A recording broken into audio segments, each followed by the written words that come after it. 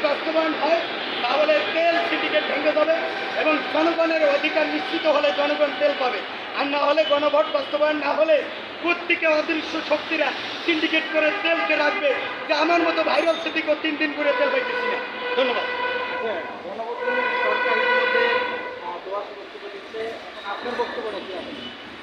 আমার বক্তব্য হলো গণভোট, আমি এই আঙ্গুলে 2টা ভোট দিছি, একই আঙ্গুলে, এই যে তালি, এই একই আঙ্গুলে 2টে ভোট দিলাম।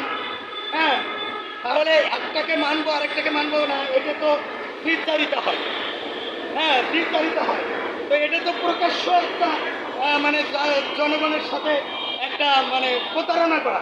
সুতরাং যারা গণভোট যদি মানারি ইয়ে না থাকতো, আর গণভোট দিচ্ছে 70% মানুষ, যে ভোটটা কিন্তু রাজার ভোটও মন্ত্রী পার্লামেন্ট কিন্তু এত % হয় নাই।